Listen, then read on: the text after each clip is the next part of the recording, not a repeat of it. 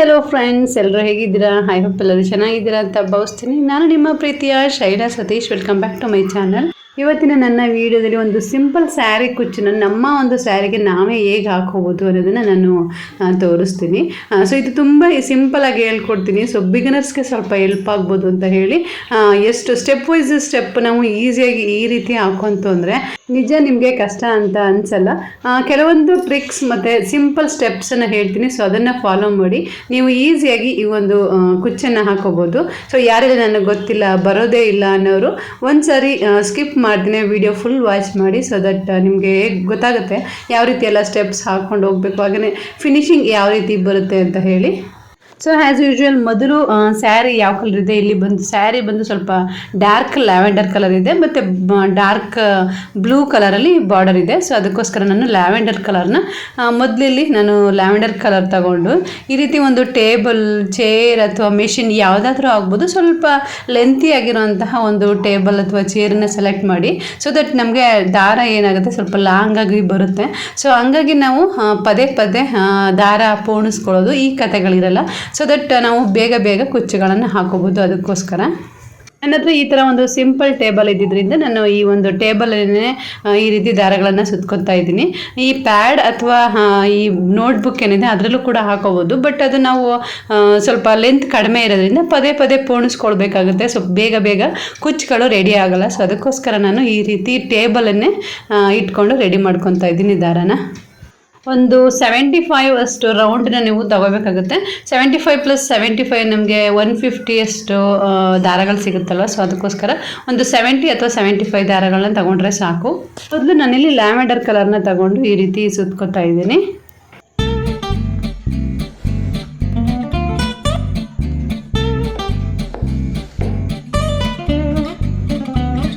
75 rounds complete ಆಗ್ತಿದ್ದಂಗೆ ನಾವು ಇದನ್ನು ಈ ರೀತಿ ಟೈಟಾಗಿ ಇಟ್ಕೊಂಡು ಕಟ್ ಮಾಡ್ಕೋಬೇಕಾಗುತ್ತೆ ಎಲ್ಲ ದಾರಗಳನ್ನೂ ಕೂಡ. ಸೊ ಟೈಟಾಗಿ ಇಟ್ಕೊಳ್ಳೋದು ತುಂಬಾ ಇಂಪಾರ್ಟೆಂಟ್ ಆಗುತ್ತೆ. ಸೊ ಯಾಕಂದರೆ ಒಂದು ಎಳೆ ಬಿಡ್ತು ಅಂದರೆ ಸೊ ಓವರಾಲ್ ದಾರ ಫುಲ್ ವೇಸ್ಟ್ ಆಗಿಬಿಡುತ್ತೆ. ಸೊ ಹಂಗಾಗಿ ಸ್ವಲ್ಪ ಟೈಟಾಗೇ ಇಟ್ಕೊಂಡು ನಾವು ಅದನ್ನು ಕಟ್ ಮಾಡ್ಕೋಬೇಕಾಗುತ್ತೆ. ಸೊ ಹಾಗೆಯೇ ಸ್ವಲ್ಪ ಮುಂದ್ಗಡೆ ಈ ರೀತಿ ಚೂಪೆಲ್ಲ ಮಾಡ್ಕೊಳ್ಬೇಕು.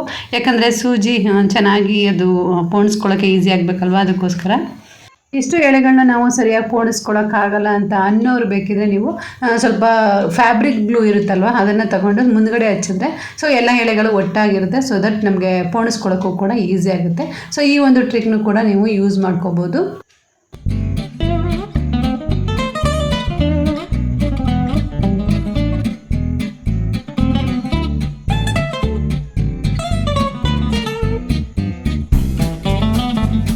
ಅಷ್ಟು ದಾರಗಳನ್ನು ಕ್ಲೀನಾಗಿ ಟೈಟಾಗಿ ಇಟ್ಕೊಂಡು ಪೋಣಿಸ್ಕೊಂಡ ನಂತರ ಸೊ ತುದಿಯಲ್ಲಿ ಸ್ವಲ್ಪ ಈ ರೀತಿ ಸಮ ಮಾಡ್ಕೋಬೇಕು. ಸೊ ಅದಾದ ನಂತರ ಏನು ಮಾಡಬೇಕು, ಒಂದು ಐರನ್ ಮಾಡಬೇಕಾಗುತ್ತೆ ಈ ಒಂದು ಥ್ರೆಡ್ಗಳನ್ನು. ಸೊ ಏನಿದು ಥ್ರೆಡ್ನ ಐರನ್ ಮಾಡ್ತಾರೆ ಅಂತ ಡೌಟ್ ಇರ್ಬೋದು. ಎಸ್, ಥ್ರೆಡ್ನ ಈ ರೀತಿ ಐರನ್ ಮಾಡ್ಕೊಂಡಾಗ ನಮಗೆ ಒಂಥರ ಕದ್ರಕೊಂಡಂಗೆ ಕಾಣಲ್ಲ, ನೀಟಾಗಿ ಫಿನಿಶಿಂಗ್ ಆಗಿ ಕಾಣುತ್ತೆ. ಅದಕ್ಕೋಸ್ಕರ ಈ ರೀತಿ ಥ್ರೆಡ್ಗಳನ್ನ ಇಟ್ಟು ಸೂಜಿ ಹಾಗೇ ಇರಲಿ.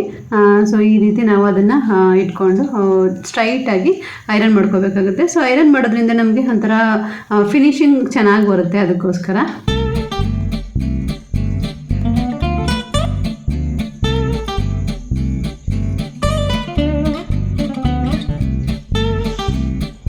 ಸೊ ಥ್ರೆಡ್ ಮಾಡ್ಕೊಳ್ಳುವಾಗ ಇದಿಷ್ಟು ಸ್ಟೆಪ್ಸ್ಗಳನ್ನ ಫಾಲೋ ಮಾಡಿ. ಸೊ ದಟ್ ನಿಮಗೆ ಕುಚ್ಚು ಅನ್ನೋದು ಕ್ಲೀನಾಗಿ ಕಾಣುತ್ತೆ. ಸೊ ನಾನಿಲ್ಲಿ ಸ್ಯಾರಿನ ತಗೊಂಡು ಒಂದು ಟೇಬಲ್ ಮೇಲೆ ಈ ರೀತಿ ಇಟ್ಕೊತಾ ಇದ್ದೀನಿ.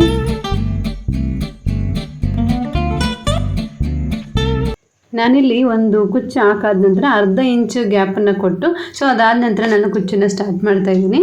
ಸೂಜಿ ದಾರ ಎಲ್ಲ ರೆಡಿ ಮಾಡಿ ಇಟ್ಕೊಂಡಿದ್ವಲ್ವ ಅದನ್ನು ತಗೊಂಡು ಈ ರೀತಿ ಓಲ್ನ ಮಾಡಿಕೊಂಡು ದಾರವನ್ನು 1 ಇಂಚ್ ಬರೋ ತನಕ ಈ ರೀತಿ ಎಳ್ಕೊಬೇಕಾಗುತ್ತೆ. ಸ್ವಲ್ಪ ಬೇಬಿ ಕುಚ್ಚಾಗಿದ್ದರಿಂದ ಸ್ವಲ್ಪ 1 ಇಂಚ್ ಆದ್ರೇ ಸಾಕು. ಸೊ ಅದಕ್ಕೋಸ್ಕರ 1 ಇಂಚ್ ಗ್ಯಾಪ್ನಷ್ಟು ತಗೊಂಡು ನಾನು ಇದನ್ನು ಕಟ್ ಮಾಡ್ತಾ ಇದ್ದೀನಿ.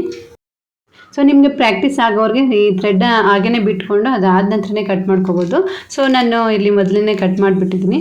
ಸೊ 2 ಎಳೆ ಜರಿ ಥ್ರೆಡ್ನ ಈ ರೀತಿ ತಗೋಬೇಕು.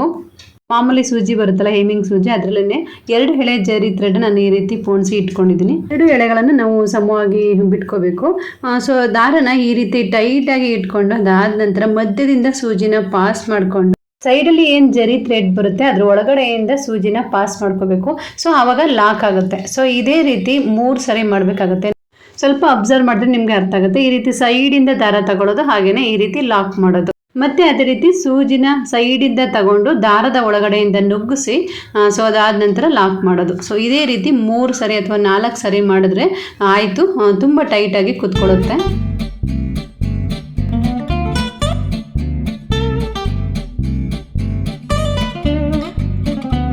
ಸ್ವಲ್ಪ ಬಿಗಿಯಾಗಿನೇ ಇದನ್ನ ಎಳ್ಕೊಬೇಕಾಗುತ್ತೆ. ಸೊ ಇದಾದ ನಂತರ ನಾವು ಸೂಜಿ ಏನಿದೆ ಅದನ್ನ ಸಿಲ್ಕ್ ಥ್ರೆಡ್ ಏನಿದೆ ಅದರಿಂದ ಬಳಸಿ ಮಧ್ಯೆ ಹೋಗಿ, ಸೊ ಅದಾದ ನಂತರ ಜರಿ ಥ್ರೆಡ್ ನಾವು ಲಾಕ್ ಮಾಡಿರ್ತೀವಲ್ವ ಅದರಿಂದ ಪಾಸ್ ಮಾಡಬೇಕು.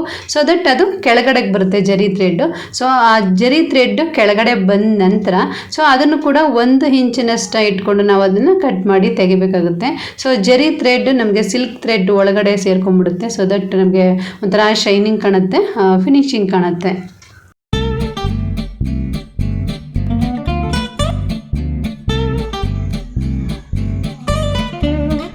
ಸೊ ಇದೇ ರೀತಿ ಪ್ರತಿಯೊಂದು ಕುಚ್ಚುಗಳನ್ನ ಹಾಕೊತ ಹೋಗೋದು. ಹಾಗೆಯೇ ನಿಮಗೆ ಎಷ್ಟು ಉದ್ದ ಬೇಕು ಅನ್ನೋದನ್ನು ನೋಡಿಕೊಂಡು ಕಟ್ ಮಾಡ್ಕೊಳ್ಳಿ. ಆ್ಯಕ್ಚುಲಿ ಅದು 1 ಇಂಚ್ ಆದ್ರೇ ಚೆನ್ನಾಗಿ ಕಾಣೋದು, ಬೇಬು ಕುಚ್ಚಲ್ವದ್ರಿಂದ. ಸೊ ಆದಷ್ಟು ಪುಟ್ಟದಾಗಿ ಹಾಕಿದ್ರೇ ತುಂಬ ಚೆನ್ನಾಗಿ ಕಾಣುತ್ತೆ. ಕೆಲವರು 1 ಇಂಚ್ ಹಾಕಿದ್ರೆ ಇಷ್ಟಪಡ್ತಾರೆ. ಹಾಗೆಯೇ ಇದಕ್ಕಿಂತ ಸ್ವಲ್ಪ ಉದ್ದ ಬೇಕು ಅಂದರೆ ಇನ್ನೂ ಸ್ವಲ್ಪ 1.1 ಈ ರೀತಿ ಇಟ್ಕೊಬೋದು ಅಷ್ಟೇ. ಅದಕ್ಕಿಂತ ಉದ್ದ ಆದರೆ ಚೆನ್ನಾಗಿ ಕಾಣಿಸಲ್ಲ. ಸೊ ಈ ರೀತಿ ಇಟ್ಕೊಳ್ಳಿ ಅಷ್ಟೇ. ಹಾಗೆ ಕಲರ್ಸ್ ಬಂದು ನಿಮಗೆ ಯಾವ ರೀತಿ ಹಾಕಬೇಕು ಆ ರೀತಿ ನೋಡ್ಕೊಂಡು ಹಾಕ್ಕೊಳ್ಳಿ. ಆಲ್ಟರ್ನೇಟಿವ್ ಅಂದರೆ ಅದೊಂದು ಇದೊಂದು ಆ ಥರ ಬೇಕಾದರೆ ಹಾಕೋಬೋದು. ಅದು 2 ಟೈಮ್ಸ್ ಇದು 2 ಟೈಮ್ಸ್ ಆ ಥರ ಬೇಕಾದರೂ ಹಾಕೊಬೋದು, ಅಥವಾ ಇದು 5 ಆ ಥರನೂ ಆದರೂ ಹಾಕೊಬೋದು. ಯಾವ ರೀತಿ ನಿಮ್ಮ ಒಂದು ಟೇಸ್ಟ್ಗೆ ಅನುಸಾರವಾಗಿ ಯಾವ ರೀತಿ ಆದರೂ ಚೇಂಜ್ ಮಾಡ್ಕೋಬೋದು. ನಾನಿಲ್ಲಿ ಸ್ವಲ್ಪ ಬದನೆಕಾಯಿ ಕಲರ್ ಎಲ್ಲ ಜಾಸ್ತಿ ಇದ್ದಿದ್ದರಿಂದ ಅದನ್ನು ಸ್ವಲ್ಪ ಜಾಸ್ತಿ ಯೂಸ್ ಮಾಡಿದ್ದೀನಿ. ಸೊ ಬ್ಲೂ ಸ್ವಲ್ಪನೇ ಯೂಸ್ ಮಾಡಿಕೊಂಡು ಈ ರೀತಿ ಕುಚ್ಚುಗಳನ್ನ ಹಾಕಿದ್ದೀನಿ. ನಿಮ್ಮ ಕ್ರಿಯೇಟಿವಿಟಿಗೆ ತಕ್ಕ ಹಾಗೆ ಯಾವ ರೀತಿ ಬೇಕು ಥ್ರೆಡ್ಗಳು ಅದನ್ನು ನೋಡಿಕೊಂಡು ಮಾಡ್ಕೋಬೋದು. ಒಂದು ಕುಚ್ಚಿಂದ ಒಂದು ಕುಚ್ಚಿಗೆ ಡಿಸ್ಟೆನ್ಸ್ ಬಂದು ನಮಗೆ 1 ಇಂಚ್ ಆದರೆ ಸಾಕು. ಅದನ್ನು ಕೂಡ ನಾವು ಟೇಪಲ್ಲೇ ಅಳೆಬೇಕು ಅಂತ ಏನಿಲ್ಲ. ಸೊ 2 ಕುಚ್ಚುಗಳ ಮಧ್ಯೆ ಒಂದು ಬೆರಳಿಟ್ಟು ನೋಡೋದು, ಆವಾಗ ನಮಗೆ ಗೊತ್ತಾಗ್ಬಿಡುತ್ತೆ ಎಲ್ಲಿ ಹಾಕಬೇಕು ಸೂಜಿನ ಅಂತ. ಸೊ ಸ್ಟಾರ್ಟಿಂಗ್ ಸ್ವಲ್ಪ ಪ್ರಾಬ್ಲಮ್ ಅನಿಸ್ಬೋದು, ಬಟ್ ಹೋಗ್ತಾ ನಿಮಗೇ ಅಭ್ಯಾಸ ಆಗಿಬಿಡುತ್ತೆ. ಅದನ್ನು ಅಳತೆ ಕೂಡ ತಗೋಬೇಕಾಗಿಲ್ಲ. ಹೋಗ್ತಾ ಅದೇನೇ ನಮಗೆ ಪ್ರಾಕ್ಟೀಸ್ ಆಗಿಬಿಡುತ್ತೆ. ಸೊ ಇದೇ ಜಾಗದಲ್ಲಿ ನಾವು ಕುಚ್ಚನ್ನು ಹಾಕಬೇಕು ಅನ್ನೋದು ನಮಗೇ ಒಂಥರ ಗೊತ್ತಾಗ್ಬಿಡುತ್ತೆ. ಆ ರೀತಿ ತೀರಾ ತಲೆಗೆಡ್ಸ್ಕೋಬೇಕಾಗಿಲ್ಲ ನಮ್ಗೆ ಕುಚ್ಚು ನೀಟಾಗಿ ಬರ್ತಿಲ್ಲ ಅಂತ. ಸೊ ಫಸ್ಟ್ ಹೋದ್ರೂ ಪರವಾಗಿಲ್ಲ, ಇನ್ನೊಂದು ಸಾರಿ ಟ್ರೈ ಮಾಡೋದಷ್ಟೇ ಮುಖ್ಯ. ಹೋಗ್ತಾ ಅದೇನೇ ಸರಿ ಹೋಗುತ್ತೆ. ಮೊದಲನೇ ಕುಚ್ಚು ಹಾಕಿದಾಗ ಫಿನಿಶಿಂಗ್ ಬರದೇ ಇರ್ಬೋದು, ದಾರಗಳು ಎಳ್ಕೊಳ್ಳೋ ರೀತಿ ಎಲ್ಲ ಹಾಕ್ಬೋದು. ಬಟ್ 2ನೇ ಸ್ಯಾರಿ ಹಾಕುವಾಗ ನಿಮಗೆ ಖಂಡಿತ ಫಿನಿಶಿಂಗ್ ಅನ್ನೋದು ಬರುತ್ತೆ. ಸೊ ಈ ಒಂದು ಟ್ರಿಕ್ಸ್ಗಳನ್ನ ಯೂಸ್ ಮಾಡಿ ನಾನು ಏನೇನೆಲ್ಲ ಟ್ರಿಕ್ಸ್ ಹೇಳ್ಕೊಟ್ಟೆ ಅದನ್ನು ಖಂಡಿತ ನಿಮ್ಮ ಕುಚ್ಚುಗಳಿಗೆ ನೀವೇ ಈ ರೀತಿ ಈಸಿಯಾಗಿ ಹಾಕೋಬೋದು. ನಾನು ಬೀಡ್ಸ್ ಇಲ್ದೇ ಇವತ್ತು ತೋರಿಸ್ತಾ ಇದ್ದೀನಿ ನಿಮಗೆ ಸ್ವಲ್ಪ ಅರ್ಥ ಆಗಲಿ ಅನ್ನೋ ಕಾರಣಕ್ಕೆ. ಸೊ ಇನ್ನೊಂದು ವೀಡಿಯೋಸ್ ಎಲ್ಲ ಮಾಡುವಾಗ ನಾನು ಬೀಡ್ಸ್ ಯೂಸ್ ಮಾಡಿ ಕೂಡ ನಿಮಗೆ ವಿಡಿಯೋ ಮಾಡಿ ತೋರಿಸ್ತೀನಿ. ಐ ಹೋಪ್ ನಿಮಗೆ ಅರ್ಥ ಆಗಿದೆ ಅಂತ ಅಂದ್ಕೊಂಡಿದ್ದೀನಿ ನಾನು ಹೇಳ್ಕೊಟ್ಟಿರೋದು. ಸೊ ಈ ರೀತಿ ಕುಚ್ಚು ಡಿಸೈನ್ಸ್ ಬೇಕು, ಈ ಥರ ವೀಡಿಯೋಸ್ ಬೇಕು ಅಂದರೆ ಕಮೆಂಟ್ ಮಾಡಿ ತಿಳಿಸಿ. ಈ ರೀತಿ ನಾನು ನೆಕ್ಸ್ಟ್ ವೀಡಿಯೋಸಲ್ಲಿ ಕುಚ್ಚುಗಳ ಡಿಸೈನ್ಗಳನ್ನ ಹಾಕ್ಲಿಕ್ಕೆ ಟ್ರೈ ಮಾಡ್ತೀನಿ. ಯಾವುದೇ ಒಂದು ಕೆಲಸಗಳನ್ನ ಮಾಡಬೇಕಾದ್ರೂ ಅಷ್ಟೇ ಅಲ್ವಾ, ಹೊಸೊಬ್ಬರಿಗೆ ಅನಿಸ್ಬೋದು, ಬಿಗಿನರ್ಸ್ಗೆ ಅನ್ನಿಸ್ಬೋದು ನನಗೆ ಬರಲ್ಲ ಅಂತ. ಬಟ್ ಟ್ರೈ ಮಾಡಿದ್ರೆ ತಾನೇ ಬರೋದು, ಯಾವುದಾದ್ರೂ ಕೂಡ ಅಷ್ಟೇ ಅಲ್ವಾ. ಬ್ಲೌಸ್ ಹೊಲಿಯೋಕ್ಕೆ ಬರಲ್ಲ ಅಂದರೆ ಹೊಲಿಯೋಕ್ಕೆ ಬರೋದಿಲ್ಲ. ಸೊ ಟ್ರೈ ಮಾಡಿದ್ರೆ ಖಂಡಿತ ಬರುತ್ತೆ. ಹಾಗೆಯೇ ಕುಚ್ಚುಗಳನ್ನು ಹಾಗೆಯೇ ನಾವು 1000 ರೂಪಾಯಿ ಕೊಟ್ಟು ಬೇರೆ ಹಾಕ್ಸೋದಕ್ಕಿಂತ ಸೊ ಜಸ್ಟ್ ಮನೇಲೇ ಕೂತಿರ್ತೀವಿ, ನಮ್ಮ ಸ್ಯಾರಿಗಳಿಗೆ ನಾವೇ ಹಾಕಿ ಈ ರೀತಿ ಟ್ರೈ ಮಾಡಿಕೊಂಡು ಸೊ ಅದಾದ ನಂತರ ಫಿನಿಶಿಂಗ್ ಚೆನ್ನಾಗಿ ಬಂತು ಅಂದರೆ ನೆಕ್ಸ್ಟ್ ಬೇರೆಯವ್ರಿಗೆ ಕೂಡ ನಾವು ಹಾಕ್ಕೊಡ್ಬೋದು. ಸೊ ಇದನ್ನು ಮನೇಲೂ ಕೂಡ ಇದ್ಕೊಂಡು ನಾವು ಸಂಪಾದನೆ ಕೂಡ ಮಾಡ್ಬೋದು. ಹಾಗೆ ಇನ್ನೊಂದು ಟಿಪ್ ಕೂಡ ನಿಮ್ಮ ಜೊತೆ ಶೇರ್ ಮಾಡ್ತಾ ಇದ್ದೀನಿ. ಅಕಸ್ಮಾತ್ ನೀವೇನಾದರೂ ಮಧ್ಯ ಎಲ್ಲಾದರೂ ಕೆಲಸಕ್ಕೆ ಎದ್ದೋಗ್ಬೇಕಾಗುತ್ತೆ. ಸೊ ಆವಾಗ ನಾವು ಈ ರೀತಿ ಪೋಣ್ಸ್ ಎಲ್ಲ ಇಟ್ಕೊಂಡಿರೋ ದಾರಗಳು ಅಲ್ಲಿ ಇಲ್ಲಿ ಹಾಕಬಾರ್ದು ಅಂದರೆ ಈ ರೀತಿ ಸ್ಕ್ರೀನ್ಗಳಿಗೆ ನಾವು ಈ ರೀತಿ ಹಾಕ್ಕೊಳ್ಳೋದ್ರಿಂದ ಕೂಡ ಸೇಫ್ಟಿಯಾಗಿ ಇರುತ್ತೆ. ಮಕ್ಕಳು ಏನಾದರೂ ಇದ್ದರೆ ಸೊ ಅದನ್ನು ಹಾಳು ಮಾಡೋ ಚಾನ್ಸಸ್ ಇರುತ್ತೆ. ಸೊ ಅದಕ್ಕೋಸ್ಕರ ಈ ರೀತಿ ಸ್ಕ್ರೀನ್ಗೆ ಹಾಕಿ ಇಟ್ಕೊಂಡ್ರೆ ಸೊ ನೆಕ್ಸ್ಟ್ ನೀವು ಕುಚ್ಚು ಹಾಕೋಕೆ ಕೂತ್ಕೊಂಡಾಗ ಅದನ್ನು ಎತ್ಕೊಂಡು ಯೂಸ್ ಮಾಡ್ಕೋಬೋದು.